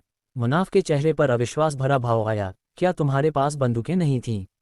और तुम तो एक कल्टीवेटर हो, एक आदमी से निपट नहीं सके। मधुमेह हमेशा के लिए खत्म हो जाएगा। सोने से पहले करें ये काम। इंस्यूलेक्स डायबिटिक। मार्कस गुस्से में बोला। किसने कहा कि वह 100% एक कल्टीवेटर है, और वो भी इतना ताकतवर? उसने मुझे लात मारी और ईंट की दीवार को ढहा दिया। क्या ये कोई साधारण इंसान कर सकता है? मुनाफ का दिल अचानक धड़क गया। तुम पहले अस्पताल जाओ, मैं बाद में तुमसे मिलता हूँ। फोन काटने के बाद मुनाफ की आंखों में कुछ बेचैनी थी। प्रियंका का पति एक ताकतवर कल्टीवेटर था। क्या वह सिर्फ एक रिटायर्ड सैनिक नहीं था? कल्टीवेटर्स यूं ही नहीं बन जाते। प्राकृतिक प्रतिभा के अलावा उन्हें विरासत की भी जरूरत होती है। इतनी कम उम्र में इतनी ताकत का मतलब है कि उसके पीछे शायद कोई ताकतवर कल्टीवेटर मास्टर या कोई कल्टीवेटर समूह है। ये मुसीबत है। मुनाफ ने रस्तोगी परिवार के मुखिया चित्तरंजन को फोन किया। बड़े भाई, कुछ हो गया। मुनाफ की बात सुनकर चित्तरंजन की आवाज़ शांत थी। दूसरे पक्ष ने अपनी पहचान नहीं बताई, इसका मतलब ये कोई बड़ी बात नहीं है। वरना अगर उन्होंने रस्तोगी परिवार को पहचान लिया होता, तो वे सीधे अपनी पहचान बता सकते थे और मसला शांति से सुलझा सकते थे। जान की बाजी लगाने की क्या जरूरत? मुनाफ ने भौहें चढ़ाईं। लेकिन ये भी हो सकता है कि उनके पीछे कोई बड़ा बैकग्राउंड हो और वे हमारे रस्तोगी परिवार को गंभीरता से न लें।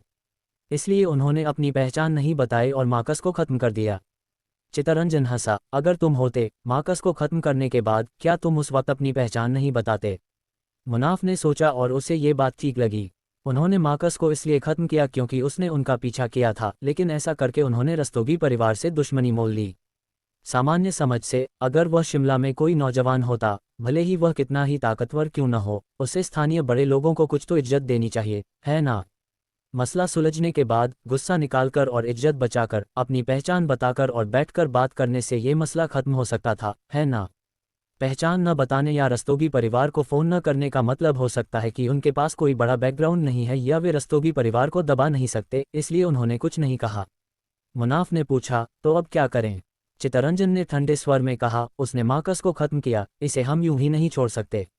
इस बार जवेरी परिवार से निपटने के लिए मैंने राहील को बुलाया है ताकि उस औरत प्रतिभा से निपटा जाए।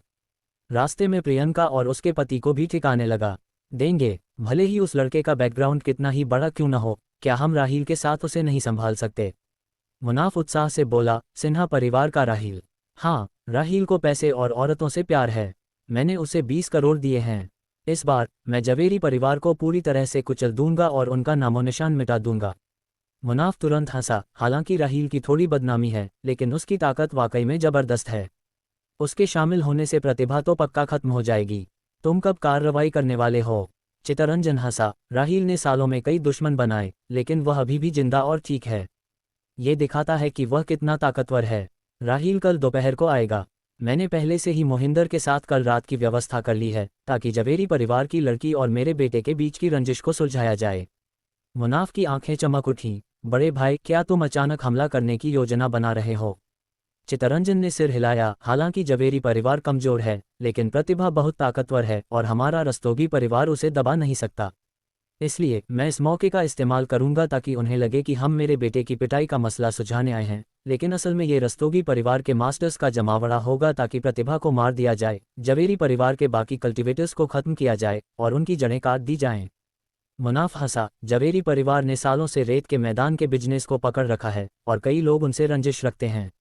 उनके कल्टीवेटर्स के खत्म होने के बाद भले ही हमारा रस्तोगी परिवार कुछ न करे, दूसरे लोग उन पर हमला कर सकते हैं, उन्हें पूरी तरह से तोड़ सकते हैं और जवेरी परिवार शिमला से गायब हो जाएगा। चितरंजन ने ठंडे स्वर में कहा, अगर हमला करना है तो एक ही बार में करेंगे और उन्हें पूरी तरह खत्म कर देंगे। हम उन्हें कोई जवाबी हमले का मौका नहीं देंगे। मुनाफ ने सिर हिलाया, तो मैं इस तरफ पहले रुकता हूँ। पहले जवेरी परिवार से निपट लो, फिर प्रियंका और उस लड़के को संभाल लेंगे। जाओ। चितरंजन सहमत हुआ, कोई जल्दी नहीं है। प्रियंका को खत्म करके मल्होत्रा परिवार से तारीफ पाना जरूरी है, लेकिन शिमला हमारी नींव है। कल रात हम जवेरी परिवार को खत्म करेंगे। हमें सिर्फ जीतना है, हार नहीं सकते। इस जेड की क्वालिटी बहुत अच्छी है और नक्काशी का काम भी शानदार है। ये कोई साधारण इंसान नहीं बना सकता। अक्षर प्राचीन मुहर लिपि में है जो ऊर्जा शब्द को दर्शाता है। इसके अलावा ये अक्षर उस ऊर्जा अक्षर से थोड़ा अलग है जिसे हम जानते हैं। इसकी एक रेखा तिरछी है, न कि सीधी। पश्चिमी चालुक्य वंश में 708 ईस्वी में ही इस लेखन शैली का इस्तेमाल हुआ था। उसके बाद ये तिरछी रेखा सीधी हो गई। इन बातों को ध्यान में रखते हुए ये जेड शायद प्राचीन है, जो शायद चालुक्य वंश के दौरान बनाया गया था। ये अक्षर स्वाभाविक रूप से ऐसा लिखा गया था, या ये पश्चिमी चालुक्य वंश के बचे हुए लोगों ने बाद के वर्षों में उनकी लेखन शैली का पालन करते हुए बनाया हो सकता है। इस प्राचीन जेड की क्वालिटी बहुत उच्च है और कए गए अक्षर भी दुर्लभ हैं। अगर हम इसकी उत्पत्ति का पता लगाएं तो शायद हमें इस जेड के बारे में कुछ इतिहास मिल सकता है, क्योंकि ऐसा जेड बहुत कम है। लेखन विशेषज्ञ के घर से निकलने के बाद करण और प्रियंका अपनी गाड़ी में लौटे। प्रियंका ने पूछा, अब क्या करें? हालांकि विशेषज्ञ का कहना है कि ये जेड अनोखा है, लेकिन कोई गारंटी नहीं कि इसका कोई ऐतिहासिक रिकॉर्ड है, न ही सैकड़ों या हजारों साल पुराना इतिहास। 20 साल पहले तक इसका पता लगाना मुश्किल है। करण ने सिर हिलाया, हाँ, मैं पहले किसी से मदद मांगूंगा। प्रियंका ने सुझाव दिया, क्यों न इसे ऑनलाइन डालकर कोई वजह ढूंढकर इसे वायरल कर दें। शायद कोई संबंधित व्यक्ति इसे पहचान ले। करण हंसा और सिर हिलाया, ये ठीक नहीं है। इस जेड की क्वालिटी और मूल्य से पता चलता है कि मेरे माता पिता कोई साधारण लोग नहीं थे। मेरे बचपन में मुझे छोड़ देने का कारण शायद किसी रहस्य से जुड़ा हो। अगर मैं इसे ऑनलाइन डालता हूं और कोई गलत इरादे वाला व्यक्ति इसे देख लेता है तो शायद मैं न सिर्फ अपने माता पिता को ढूंढूं बल्कि बड़ी मुसीबत भी मोल ले लूं। इसके अलावा अपनी जन्म की सच्चाई जानने में मैं खुद पहल करना चाहता हूं, न कि निष्क्रिय रहना, इसलिए मैं इसे बड़े पैमाने पर नहीं करूंगा। प्रियंका को करण की बात समझ आई। तुम चुपके से सच्चाई जानना चाहते हो और फिर तय करना चाहते हो कि अपने माता पिता के करीब जाना है या उन्हें स्वीकार करना है, न कि खोजे जाने और ऐसी स्थिति में फंसने की जहां तुम चुन नहीं सकते, है ना? हाँ, यही मेरा मतलब है। करण हंसा, हालांकि मेरे मास्टर ने मुझे बचपन से परेशान किया, लेकिन उन्होंने मुझे बहुत सारी उपयोगी स्किल्स सिखाईं। अब मैं अपने दम पर अच्छी जिंदगी जी सकता हूँ और अपनी उत्पत्ति की खोज मुख्य रूप से सच्चाई जानने के लिए है, न कि मौजूदा स्थिति बदलने के लिए। प्रियंका ने सिर हिलाया और फिर कुछ उम्मीद भरी नजरों से बोली, अगर तुम्हें अपनी खोज के बारे में कोई खबर मिले तो क्या तुम मेरे साथ शेयर कर सकते हो? करण हंसा, क्या तुम्हें इस मामले की इतनी फिक्र है? प्रियंका ने होंठ सिकोड़े, तुम मेरी स्थिति जानते हो। हालांकि तुम बचपन से अनाथ रहे हो, लेकिन तुम्हारे माता पिता शायद अभी भी जिंदा हों। मुझे उम्मीद है कि तुम्हारा अंत अच्छा होगा। अगर तुम अपने माता पिता से फिर से मिल सकते हो तो मैं तुम्हारे लिए खुश होंगी। करण ने तुरंत सहमति दी, ठीक है, मैं वादा करता हूँ। मैं कोई भी खबर तुम्हारे साथ शेयर करूंगा। घर वापस आने पर करण ने जैड की तस्वीर ली और उसे बैट को भेज दी। करण, बैट, इस जेड पेंडेंट से जुड़ी कोई भी जानकारी ढूंढने में मेरी मदद करो। बैट, ये जेड पेंडेंट काफी अनोखा है। क्या ये पैटर्न कोई अक्षर है? करण, ऊर्जा, चालुक्य वंश की प्राचीन मुहरलिपि। लेखन शैली दूसरी वंशों से अलग है। बैट, ठीक है, मुझे कोई खबर मिलेगी तो बताऊंगा।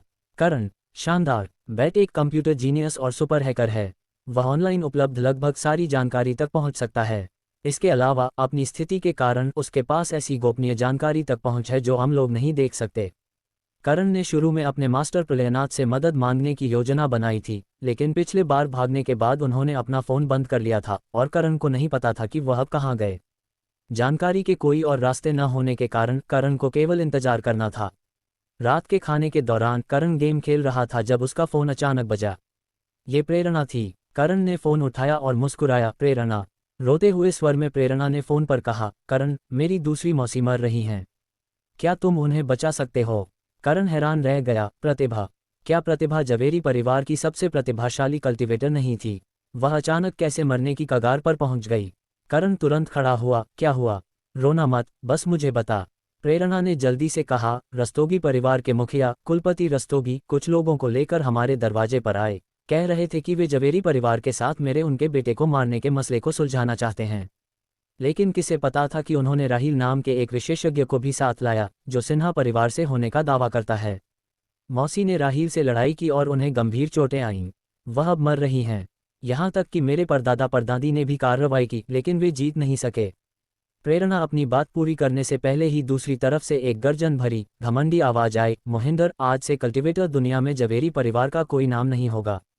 करण का चेहरा बदल गया। ये रस्तोगी परिवार का अपने बेटे की पिटाई का मसला सुलझाने का मामला नहीं था, ये जवेरी परिवार को खत्म करने की एक सोची समझी घात थी। प्रेरणा, मुझे अपनी लोकेशन भेजो, मैं अभी आ रहा हूँ। करण ने अपनी कार की चाबियां लीं और बाहर भागते हुए चिल्लाया, मैं 20 मिनट में वहां पहुंच जाऊंगा। उन्हें बता देना, अगर उन्होंने किसी को मारने की हिम्मत की तो मैं पूरे रस्तोगी परिवार को खत्म कर दूंगा। जवेरी परिवार का मनो रोने की आवाज़ों से भरा हुआ था।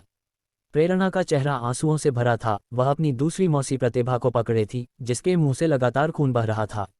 उसका चेहरा कागज की तरह सफ़ेद था और आंखें धुंधली।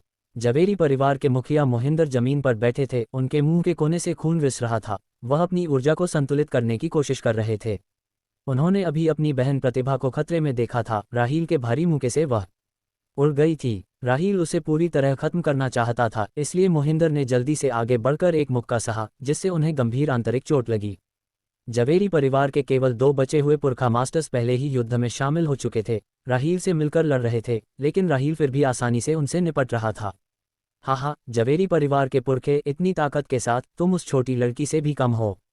और जोर लगाओ, वरना मुझे खेलने का मन नहीं करेगा। नहीं, चूंकि ऐसा है तो तुम सब बस लेट जाओ। राहील की घमंडी हंसी के साथ जवेरी परिवार के 2 परदादा परदादी के शरीर एक के बाद एक उड़ गए। हवा में रहते हुए उन्होंने खून उगला, साथ में हड्डियों के टूटने की आवाज आई। हाँ, क्या जवेरी परिवार के पास बस इतना ही है?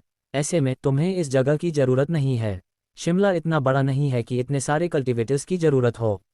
कुलपति रस्तोगी ने खतरनाक ढंग से हंसा, रस्तोगी परिवार के लोग, चलो सब मिलकर काम शुरू करो। जवेरी परिवार के सभी कल्टीवेटर्स को अपन कर दो। आज रात के बाद जवेरी परिवार का कोई नाम नहीं रहेगा। मोहिंदर अचानक उठ खड़ा हुआ, अपनी चोटों की परवाह किए बिना, और गुस्से में चिल्लाया, कुलपति रस्तोगी, ज्यादा नफरत न करो। कुलपति रस्तोगी जोर से हंसा, जवेरी परिवार बहुत पहले से कमजोर हो चुका है, बस जगह घेर रहा है। मैं बहुत पहले से तुम सबको एक झटके में खत्म करना चाहता था। अब मुझे सही मौका मिल गया है। मोहिंदर, बात यह है, अगर तुम सब अपनी कल्टीवेशन को खुद खत्म कर दो तो मैं, कुलपति रस्तोगी, बड़े दिल से मुड़कर चला जाऊंगा। मोहिंदर ने दांत पीसे। कुलपति रस्तोगी को गुस्से से घूरा, उसकी आंखें जैसे आग उगल रही थीं। एक कल्टीवेटर परिवार के रूप में वह अच्छी तरह जानता था कि अगर वे अपनी ताकत खोकर साधारण लोग बन गए तो वे चॉपिंग बोर्ड पर मछली की तरह होंगे, आसानी से मारे जा सकते हैं। रस्तोगी परिवार तो छोड़ो, जवेरी परिवार ने सालों में जिन दुश्मनों को बनाया था वे शायद भेड़ियों की तरह झपट्टा मारकर जवेरी परिवार को टुकड़े टुकड़े कर देंगे। कुलपति रस्तोगी ने हाथ उठाया। किसी कल्टीवेटर को अपनी कल्टीवेशन खत्म करने के लिए मजबूर करना थोड़ा क्रूर लगता है। चूंकि तुम ऐसा नहीं करना चाहते, हम तुम्हारी मदद करेंगे, लेकिन हमारे हाथ भारी हो सकते हैं। अगर हम तुम्हें चोट पहुंचाएं तो हमें दोष मत देना। जवेरी परिवार के बाकी सभी कल्टीवेटर्स आगे बढ़े। वे सभी युद्ध कठोर थे और लड़ाइयां हमेशा भयंकर और खूनी रही थीं। इसलिए जवेरी परिवार का कोई भी सदस्य कायर नहीं था। हालांकि वे जानते थे कि आज रस्तोगी परिवार ने उन्हें घात में फंसाया है और वे अब हताश स्थिति में हैं, फिर भी वे यूं ही खड़े होकर मौत का इंतजार नहीं करेंगे। बस जब कुलपति रस्तोगी अपने हाथ लहराकर रस्तोगी परिवार के सदस्यों को असहाय जवेरी परिवार के सदस्यों पर हमला करने के लिए कहने वाला था, प्रेरणा ने अपने चेहरे से आंसू पोंछे और अचानक चिल्लाई, रुको। कुलपति रस्तोगी ने प्रेरणा को रुचि के साथ देखा। तू छोटी बच्ची, तूने ही मेरे बेटे की टांग तोड़ी थी और अभी भी बड़ी बड़ी बातें कर रही है। क्या तू जिम्मेदारी लेने के लिए तैयार है? प्रेरणा मूर्ख नहीं थी। वह जानती थी कि रस्तोगी परिवार आज जवेरी परिवार को खत्म करने का इरादा रखता है और अगर वह आत्महत्या के लिए आगे बढ़कर माफी मांगती तो भी जवेरी परिवार को नहीं बचा सकती थी। प्रेरणा ने कुलपति रस्तोगी को ठंडी नजरों से घूरा। तेरे बेटे को मार खाना चाहिए था। उसने दूसरी लड़कियों को परेशान किया और तुझे अभी भी शिकायत करने की हिम्मत है। कुलपति रस्तोगी हंसा। तो क्या तू मुझसे तर्क करने की योजना बना रही है? प्रेरणा ने साफ कहा, मुझे पता है कि तुम आज जवेरी परिवार को छोड़ोगे नहीं और तुम इस मौके का फायदा उठाकर हमें खत्म करना चाहते हो। लेकिन मैंने पहले ही मदद के लिए बुला लिया है और वे ज़्यादा से ज़्यादा 20 मिनट में यहाँ होंगे। मदद? न सिर्फ रस्तोगी परिवार के लोग हैरान हुए बल्कि जवेरी परिवार के लोग भी चौंक गए। प्रेरणा ने किस मदद को बुलाया था? एक 18 साल की लड़की किस तरह की मदद बुला सकती थी? कुलपति रस्तोगी एक पल के लिए हिचकिचाया, फिर हंसा। क्या तू समय बर्बाद करने की कोशिश कर रही है? बता देता हूँ, आज कोई तुम्हारी मदद के लिए नहीं आएगा। 20 मिनट में हमारे पास तुम सब जवेरी परिवार के लोगों को 3 बार मारने का समय है। प्रेरणा बेफिक्र रही। मुझे पता है, लेकिन उसने मुझे तुम्हें एक संदेश देने को कहा। कुलपति रस्तोगी ने सिर ऊंचा किया। सुनाओ। मैं देखना चाहता हूं कि किसकी इतनी हिम्मत है जो खेल बदलने की कोशिश करे। प्रेरणा ने ठंडे स्वर में कहा। उसने कहा कि अगर तुम उसके आने से पहले जवेरी परिवार के किसी भी व्यक्ति को चोट पहुंचाने की हिम्मत करोगे तो वह पूरे रस्तोगी परिवार को खत्म कर देगा। जब प्रेरणा की बातें निकलीं तो रस्तोगी और जवेरी परिवार के लोग हैरान रह गए। कौन था जिसके पास इतना बड़ा मुंह था? पूरा रस्तोगी परिवार खत्म करना? कुलपति रस्तोगी का चेहरा अंधेरा हो गया। मैं जानना चाहता हूं कि किसके पास इतना बड़ा मुंह है जो मेरे पूरे रस्तोगी परिवार को खत्म करने की धमकी दे रहा है। प्रेरणा ने स्वाभाविक रूप से उसे नहीं बताया, वरना अगर कुलपति रस्तोगी को लगा कि वह डर नहीं रहा और पहले हमला कर देता तो जब तक करण पहुंचता सब कुछ बचाने के लिए बहुत देर हो चुकी होती। जब प्रेरणा ने करण को फोन किया था तो उसने वास्तव में उसकी बेजोड़ चिकित्सा कौशल के बारे में सोचा था और उम्मीद की थी कि वह उसकी दूसरी मौसी की जान बचा सकता था। लेकिन करण की दबंग बातों ने अचानक प्रेरणा को होश में ला दिया। करण बेहद ताकतवर था। पहले बार के प्रवेश द्वार पर चाकू लिए हुए आदमी ने करण को देखते ही डर से पैंट गीली कर दी थी। केटीवी के प्राइवेट रूम में वह नौजवान जो पहले रस्तोगी के बेटे की चापलूसी करना चाहता था, करण के एक शब्द के कारण उसकी टांगें और बाहें तोड़ दी गई थीं। इससे पता चलता था कि उसके दिल में करण रस्तोगी परिवार से ज्यादा डरावना था। जब वह आएगा तब तुम्हें पता चलेगा। बेशक अगर तुम इंतजार नहीं कर सकते तो अभी कार्रवाई कर सकते हो। बस बाद में पछताना मत। भले ही हमारा जवेरी परिवार खत्म हो जाए, लेकिन अगर तुम्हारा रस्तोगी परिवार हमारे साथ जाता है तो हमें कोई नुकसान नहीं होगा। वह गया। प्रेरणा की बातें जोरदार थीं। एक पल के लिए सब अनिश्चित हो गए। 20 मिनट, इसका मतलब वह शिमला में है, लेकिन शिमला में ऐसा शानदार व्यक्ति कब आया? क्या रस्तोगी परिवार को यूं ही खत्म किया जा सकता था? इसके अलावा अगर ऐसा कोई ताकतवर व्यक्ति था तो प्रेरणा उसे कैसे जानती थी और उसका कोई कनेक्शन कैसे था? जवेरी परिवार के लोग एक दूसरे को देखने लगे। उनकी आंखों में उम्मीद बढ़ रही थी। हालांकि उन्हें कोई कारण समझ नहीं आया, लेकिन प्रेरणा के आत्मविश्वास भरे लहजे से उन्हें सचमुच विश्वास था कि ऐसा कोई व्यक्ति मौजूद है, न कि ये प्रेरणा की कल्पना थी। दूसरी तरफ कुलपति रस्तोगी का चेहरा अंधेरा हो गया और उसका उठा हुआ हाथ नीचे नहीं आया। वह इस पर विश्वास नहीं करता था, लेकिन वह दांव लगाने की हिम्मत नहीं कर सका। क्या होगा अगर ये सच था? एक कल्टीवेटर के रूप में वह स्वाभाविक रूप से समझता था कि हमेशा कोई न कोई बेहतर होता है। हालांकि रस्तोगी परिवार शिमला का स्थानीय बड़ा परिवार था, इसका मतलब ये नहीं कि वे अजेय थे। किसी और को छोड़ो, बस मल्होत्रा परिवार के तनिष्क को ही लो, क्या उसे परिवार के मुखिया के रूप में व्यक्तिगत रूप से उसका स्वागत नहीं करना पड़ता और रिश्ता नहीं बनाना पड़ता? 20 मिनट, ठीक है। अच्छा, मैं 20 मिनट इंतजार करूंगा। मैं सचमुच देखना चाहता हूं कि ये कौन सा दैवीय व्यक्ति है जो इतना घमंडी है, जो मेरे रस्तोगी परिवार को खत्म करना चाहता है। प्रेरणा ने राहत की सांस ली, उसका तनाव तुरंत चिंता में बदल गया। क्या करण सचमुच रस्तोगी परिवार को बचा सकता था? क्या वह सचमुच रस्तोगी परिवार से ज्यादा ताकतवर था? आज यहाँ न सिर्फ रस्तोगी परिवार के लोग थे, बल्कि रस्तोगी परिवार द्वारा बुलाया गया एक मास्टर भी था, जो सिन्हा परिवार से होने का दावा करता था, जिसे एक बहुत ताकतवर कल्टिवेटर परिवार कहा जाता था। क्या करण उन्हें हरा सकता था? प्रेरणा अपनी दूसरी मौसी के पास लौटी। मरती हुई प्रतिभा को देखकर प्रेरणा की आंखें फिर से लाल हो गईं। मौसी, थोड़ा और सहो, वह जल्दी आ रहा है, वह निश्चित रूप से तुम्हें बचा लेगा। मोहिंदर पास आया और धीमी आवाज में पूछा, तूने जिस मदद की बात की, वह कौन है? सचमुच कोई है? एक पल के लिए प्रेरणा को समझ नहीं आया कि कैसे समझाए। वह बस इतना कह सकी, वह मेरे सहपाठी के दादाजी का दोस्त है। हम 2 बार साथ में खेले हैं। वह मुझे और मेरे सहपाठी को छोटी बहन की तरह देखता है। न सिर्फ उसकी चिकित्सा स्किल्स कमाल की हैं, बल्कि वह लड़ाई में भी बहुत अच्छा है। कमजोर प्रतिभा ने मुंह खोला और पूछा, वह? प्रेरणा ने सिर हिलाया, हाँ वह। प्रतिभा की आंखों की चमक फिर से मंद हो गई। वह जानती थी कि प्रेरणा करण नाम के उस नौजवान की बात कर रही थी, लेकिन एक 20 साल का नौजवान कितना ताकतवर हो सकता था? वह राहील का मुकाबला कैसे कर सकता था? मोहिंदर खुद को रोक न सका ने और पूछा, तुम्हारी दूसरी मौसी उसे जानती है? प्रतिभा ने सिर हिलाया, पापा, और मत पूछो, जब वह आएगा तब पता चलेगा। मोहिंदर को लगा कि ये बात सही थी, और चूंकि उनकी किस्मत पहले ही तय हो चुकी थी और पूछने का कोई मतलब नहीं था, वह किस्मत के भरोसे छोड़ देता है। मोहिंदर ने सवाल करना बंद किया और जल्दी से प्रतिभा की आंतरिक चोट को ठीक करने पर ध्यान दिया, ताकि उसकी जीवन शक्ति खत्म न हो। जैसे जैसे समय बीतता गया, जवेरी परिवार के लोगों के दिल ऊपर उठने लगे और रस्तोगी परिवार के लोगों के चेहरों पर मजाक उड़ाने वाला भाव और तेज हो गया। तू छोटी बच्ची, अब बस 20 मिनट बचे हैं। तूने जिस आदमी की बात की, वह कहाँ है? कुलपति रस्तोगी ने तंज कसा, मुझे सचमुच लगा था कि तू किसी शानदार व्यक्ति को जानती है, लगता है तू बस मेरे सामने डींगे हाँक रही थी। प्रेरणा ने दांत पीसे और कहा, उसने कहा था कि वह आएगा, और वह निश्चित रूप से आएगा। कुलपति रस्तोगी ने ठंडी नजरों से अपनी घड़ी देखी और उसे प्रेरणा के सामने लहराया, मैंने तुम्हें मौका दिया था और अब तुम लोग। कुलपति रस्तोगी की बात अचानक रुक गई जब उसने हल्के से सिर घुमाकर मनों के प्रवेश द्वार की ओर देखा। सबकी नजरें उसकी ओर गईं और मुख्य प्रवेश द्वार की ओर देखा, उनके चेहरे अनिश्चित थे। व्रूम, कार के इंजन की गर्जन हवा में गूंजी। जैसे ही आवाज आए, वह जल्दी से और साफ होती गई। एक कार तेजी से आ रही थी। कोई सचमुच आ रहा था। रस्तोगी परिवार के लोगों के चेहरे अनिश्चित हो गए, जबकि जवेरी परिवार के लोगों की आंखें उम्मीद और आशा से भर गईं। प्रेरणा का चेहरा लाल हो गया, उसकी आंखें चमक रही थीं, उसकी मुट्ठियां बंद थीं और उसका शरीर हल्के से उत्साह से कांप रहा था।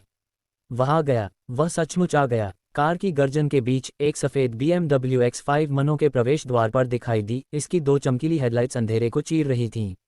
मनों में प्रवेश करने के बाद कार थोड़ी धीमी हुई और सड़क पर उनके पास सरकती चली आई।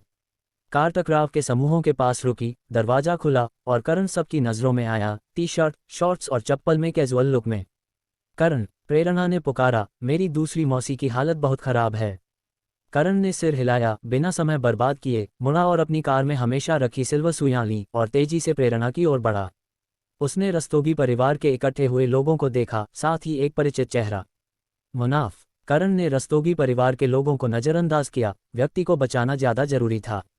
करण प्रतिभा के पास गया, नीचे बैठा, उसकी स्थिति जांची और पूछा, आंतरिक चोट? प्रतिभा पहले ही बेहोश हो चुकी थी और मोहिंदर ने जल्दी से जवाब दिया, उसे राहील के हथेली के प्रहार से छाती पर चोट लगी है। एक साधारण जांच के बाद करण को प्रतिभा की स्थिति पता चल गई। उसने शांतिपूर्वक आदेश दिया, उसे पलट दो, चेहरा नीचे, सिर एक तरफ।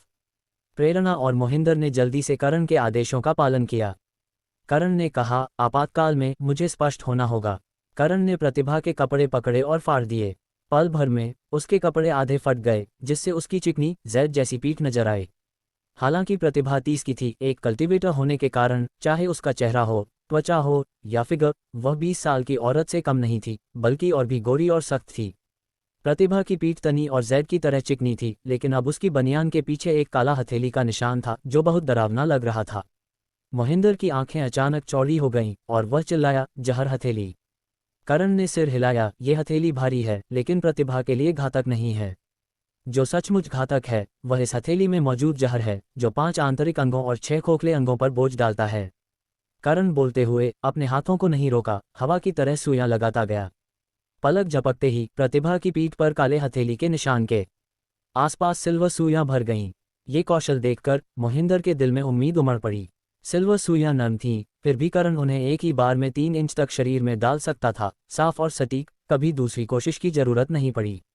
इससे करण की शानदार चिकित्सा कौशल और आंतरिक ऊर्जा पर महारत का पता चलता था। करण ने अपनी उंगलियों को तलवार की तरह बनाया, प्रतिभा की पीठ पर कई बिंदुओं को दबाया, फिर अपनी उंगलियों को हथेली में बदला और उसकी पीठ पर रखा।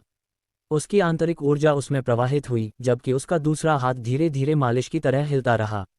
जैसे ही करण के हाथ हिले, सिल्वर सुइयों के खोखले सिरों से काले खून की बूंदें निकलीं, जो भयानक रूप से गहरी दिख रही थीं।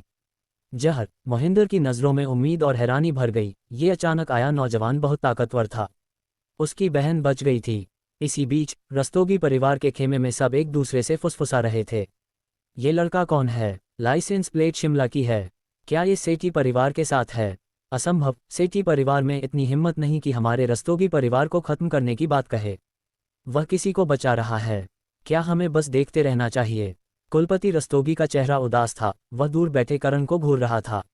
उसकी आंखें गुस्से से भरी थीं। ये लड़का बहुत घमंडी था। नंगी हिम्मत से गाड़ी से उतरा, एक शब्द न बोला और सीधे प्रतिभा को बचाने लगा। क्या उसे लगता था कि वे मरे हुए लोग हैं? मुनाफ, जो उसके बगल में खड़ा था, उसकी नज़रों में हैरानी थी। वह कुछ कदम आगे बढ़ा, कोण बदला और स्ट्रीट लाइट की रोशनी में उस नौजवान का चेहरा साफ देखा। वह सचमुच वही था। ये कैसे हो सकता था? मुनाफ का दिमाग अराजक हो गया। वह जल्दी से कुलपति रस्तोगी के पास गया और फुसफुसाया, बड़े भाई, ये लड़का करण है। कुलपति रस्तोगी का उदास चेहरा तुरंत हैरानी में बदल गया। कौन? मुनाफ के स्वर में संदेह था। प्रियंका का पति करण, वही लड़का जिसने मार्कस को अपंग कर दिया। कुलपति रस्तोगी की आंखें अविश्वास से फैल गईं। वह? तुम्हें यकीन है? मुनाफ ने दृढ़ता से सिर हिलाया। वह है, मुझे यकीन है। कुलपति रस्तोगी की भौहें हत्या की नीयत से सिकुड़ गईं। वैसे शिमला वाकई में इतना बड़ा नहीं है, हम यूं ही मिल गए। ठीक है, हम इसे एक साथ निपटाएंगे। कुलपति रस्तोगी आत्मविश्वास से भरा था। आखिरकार राहील उसके ठीक बगल में था। हालांकि राहील की बदनामी थी, वह ताकतवर था और सिन्हा परिवार से था, जो एक शक्तिशाली पृष्ठभूमि थी। वह एक अभी बड़े हुए लड़के से क्यों डरेगा? कुलपति रस्तोगी ने ठंडे स्वर में कहा, करण, तुम बिना कुछ बोले घायल को बचाने आए। क्या तुम हमारे रस्तोगी परिवार को अपनी आंखों में रखते हो? जवेरी परिवार के लोग हैरान थे। कुलपति रस्तोगी वास्तव में उस नौजवान को जानता था जिसे प्रेरणा ने बुलाया था, और उसके स्वर से लगता था कि वह थोड़ा सतर्क था। जवेरी परिवार के लोगों की उम्मीदें बढ़ गईं, उनकी नज़रें करण पर केंद्रित थीं, आशा भरी। वे वास्तव में नहीं जानते थे कि करण के पास रस्तोगी परिवार को कुचलने की ताकत थी, लेकिन उन्होंने स्वाभाविक रूप से मान लिया कि करण के पास कोई ताकतवर पृष्ठभूमि थी जिससे रस्तोगी परिवार सतर्क होगा। अपने हाथों को रोके बिना करण ने ठंडे स्वर में जवाब दिया, तुम्हारा रस्तोगी परिवार बहुत सक्रिय है। हमने कल रात ही एक दूसरे से निपटा था और मैंने अभी तुम्हें ढूंढने की सोची भी नहीं थी। आज फिर मुलाकात हो गई। कुलपति रस्तोगी ने तंज कसा, हाँ, मैं भी यही कहना चाहता हूँ। तूने कुछ दिन पहले मेरे बेटे को पीटा और कल रात मेरे भतीजे को अपंग कर दिया। मैंने अभी तुझे ढूंढा नहीं था, लेकिन तू खुद मेरे पास आ गया। आज इसे सुझाने का सही मौका है। करण ने बेपरवाही से कहा, ठीक है, मेरा भी यही इरादा है। करण की बेपरवाह बातें सुनकर कुलपति रस्तोगी को अचानक अपने दिल में एक अजीब दबाव महसूस हुआ। ये नौजवान जाहिर तौर पर मूर्ख नहीं था, उसे यहाँ की स्थिति साफ पता थी। लेकिन अब तक उसने कोई डर नहीं दिखाया, बल्कि वह पूरी तरह से आत्मविश्वास से भरा था। वह किस चीज़ पर भरोसा कर रहा था? कुलपति रस्तोगी ने अपनी आंखें थोड़ी सी कुढ़ीं, जल्दी में कार्रवाई करने की हिम्मत नहीं हुई। आखिरकार भले ही करण प्रतिभा को बचा ले, अगर रस्तोगी परिवार अंत में जीत गया तो क्या एक घायल प्रतिभा भाग सकती थी? करण, चूंकि तू इतना आत्मविश्वास से भरा है, अपनी पृष्ठभूमि के बारे में बता। देखते हैं कि क्या ये मुझे, कुलपति रस्तोगी को डरा सकती है। करण ने अपनी हथेली से दबाया और काला खून खोखली सिल्वर सुइयों से बाहर निकला। लेकिन कालापन जल्दी से हल्का हो गया और खून और चमकीला लाल हो गया। करण ने इस प्रक्रिया को कई बार दोहराया और खून का कालापन गायब हो गया, चमकीला लाल हो गया। उसकी पीठ पर मौजूद काला हथेली का निशान भी काफी हल्का हो गया और गहरा ग्रे हो गया। करण खड़ा हुआ, कुछ सिल्वर सुइयों को हटाया और उन्हें अन्य एक्यूपॉइंट्स में डाला। फिर उसने राहत की सांस ली, खड़ा हुआ, सिर घुमाया और कुलपति रस्तोगी का सामना किया। मेरा आत्मविश्वास मेरी पृष्ठभूमि से नहीं बल्कि मेरी मुट्ठियों से आता है। पहले कौन आजमाना चाहता है? जैसे ही करण ने ये शब्द कहे, सब हैरान रह गए। क्या करण पूरे रस्तोगी परिवार को अकेले लेने की योजना बना रहा था, अपनी ताकत के दम पर? कुलपति रस्तोगी की बातों से अभी सुना था कि करण ने उनके बेटे को पीटा था और उनके भतीजे को अपहरण कर दिया था। करण की हिम्मत वाकई में हैरान करने वाली थी। कुलपति रस्तोगी एक पल के लिए स्तब्ध रह गया और फिर जोर से हंसा। तू छोटा सा लड़का, अभी बड़ा भी नहीं हुआ, क्या तुझमें मेरे चित्तरंजन से मुकाबला करने की ताकत है? करण ने कोई शब्द बर्बाद नहीं किए। उसने बस अपनी तर्जनी उंगली बढ़ाई और रस्तोगी परिवार के सदस्यों की ओर इशारा किया। जैसे ही रस्तोगी परिवार के लोगों ने प्रियंका पर हमला किया था, करण ने उन्हें मौत की सजा सुना दी थी। अब प्रेरणा की बात जोड़ लें तो करण का कोई दया दिखाने का इरादा नहीं था। मूल रूप से रस्तोगी परिवार से बाद में निपटने की योजना थी, लेकिन आज की मुलाकात तब हुई जब रस्तोगी परिवार की ज्यादातर मुख्य ताकतें मौजूद थीं, तो क्यों न इसे एक बार में निपटा लिया जाए। कुलपति रस्तोगी का चेहरा उदास हो गया। ये तो बिल्कुल इज्जत न देना था, पूरी तरह से जान की बाजी। ठीक है, चूंकि तू अपनी पृष्ठभूमि नहीं बताएगा तो मुझे तुझे पीटने के लिए दोष मत देना। मुनाफ आगे बढ़ा। बड़े भाई, मुझे आजमाने दो। कुलपति रस्तोगी ने सिर हिलाया। जाओ, सावधान रहना। कुलपति रस्तोगी लापरवाह नहीं था। चूंकि करण ने खुले तौर पर चुनौती दी थी और रस्तोगी परिवार से अपनी ताकत के दम पर लड़ने की हिम्मत की थी, इसका मतलब था कि उसकी ताकत को कम नहीं आंका जाना चाहिए। मुनाफ आगे बढ़ा। करण, चूंकि तू अपनी पृष्ठभूमि बताने से मना कर रहा है, तो बाद में अगर मैं तुझे चोट पहुंचा दूं तो पछताना मत। करण ने हंसते हुए कहा, मेरा तुझसे एक सवाल है। मुनाफ ने बिना हिचक जवाब दिया। पूछ। करण ने पूछा, क्या ईशांत ने कल रात के हादसे में हिस्सा लिया था? मुनाफ ने सिर हिलाया। मैंने उसे फ़ोन किया था, तेरे बारे में पूछने के लिए। उसे हमारी कार्रवाई के बारे में नहीं पता था। मुनाफ ने झूठ नहीं बोला। ईशांत का बैकग्राउंड उल्लेखनीय था, इसलिए वह बिना कारण कुछ गढ़ने या ईशांत को इसमें घसीटने की हिम्मत नहीं करता था। करण ने सिर हिलाया। मेरे और सवाल नहीं है, आ जा। मुनाफ का शरीर चमका। वह तुरंत बिजली की तरह करण की ओर बढ़ा। उसने एक तेज हवा के साथ मुक्का मारा, जैसे जंगल से निकलता शेर।